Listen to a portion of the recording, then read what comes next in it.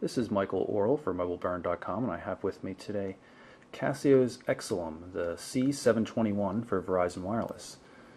This is a 5.1 megapixel camera phone that features an optical zoom, something we haven't seen in the US before. Nokia, of course, did it with the N93 a couple years back, but optical zoom has been something that's kind of eluded camera phones in general. But Casio has a lot of experience making thin devices with optical zoom at their Exilim line of point-and-shoot cameras, so they're just applying the same kind of technology to the camera phone. In addition, this also is a ruggedized device. It's resistant to water, dust, vibration, things like that, just as the Gs1 devices were.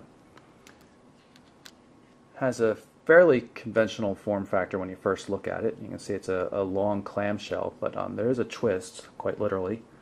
The display flips around so as you can hold the phone in a very typical camera orientation. Shutter button up here, some controls, and of course the lens over here on the left with the flash. At first, let's look at the physical design of the device.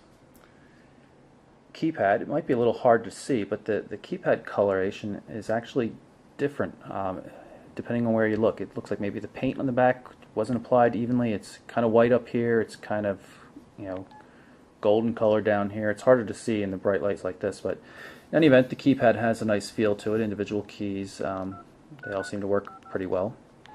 It does seem a little odd to me that send and end are located here and not near the D-pad, but you get over that eventually, because what you get here instead are buttons for turning on the camera and the camcorder and an autofocus lock. Since this is an autofocus camera, this means you can use this button to get a focus lock even when you're shooting in portrait mode like this. Pretty handy to have. And of course, two soft keys. Left edge, we've got a micro SD card slot. Got a card in there right now, 8 gig card I believe.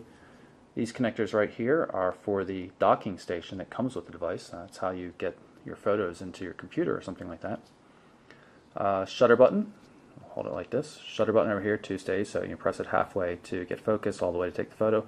And some other controls for going through images, settings, deleting photos, things like that. This port over here is used for headsets and for charging if you're not using the dock. Casio includes an adapter for 2.5mm headphones, not for standard 3.5mm headphones though. Speaker on the back, and you can get a look at the lens. You can see there's some optics inside. There is an external display, although it's a small one. You can see it if I open and close the device momentarily. Very small display, but you don't really need too much, I suppose. In spite of the mil-spec claims for the device, it does not feel very rugged at all to me. It may indeed be waterproof. There are nice seals around everything. But in terms of being rugged, it just does not feel like a particularly rugged phone, and it has an awful lot to do with this swiveling display. I've never been a fan of this form factor. Samsung used it a couple times in years gone by, and I thought we had seen the last of it, or I'd hoped we had seen the last of it, but Casio is trying to revive it, and I don't think they're doing so successfully. The C721 ships with a docking station in the box. You can see there's a Casio power connector there and a mini USB there. The station can be used for both charging and transferring photos. It uses the 5 brass contacts on the side of the phone here. Pretty easy to use, slips in relatively easily, and convenient to use for keeping on your desk at all times. We've got Casio's digital photo album loaded up on my desktop computer right now. I'm going to drop the phone into the cradle.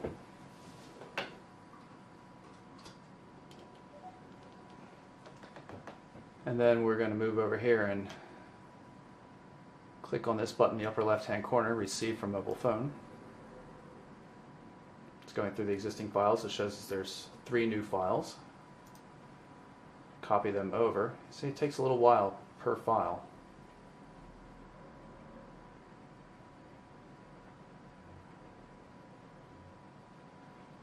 File copy is now complete. You can see we've added new photos, and if we click over here into July, these are the 3 new photos I just took, 2 and 3. Double click on them to see them.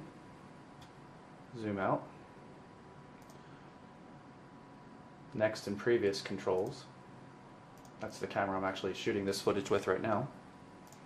I find the software to be a little awkward, but I guess it gets the job done. It does allow you to make some changes.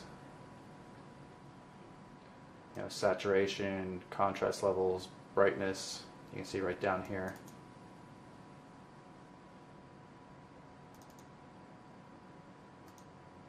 Organizes by months, by years, favorites. You know, it does a decent job, I suppose. It still seems a little awkward in terms of user interface, but I guess that's not uncommon for this kind of stuff.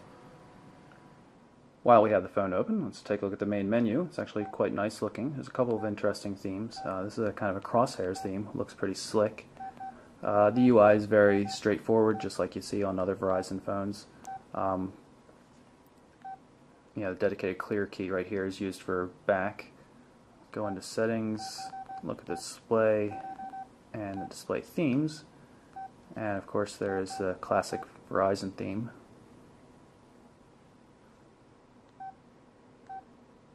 Oddly enough though, once you're inside the menu, you can't use the D-pad to go left and right, which you can on most every other Verizon phone to get from menu to menu.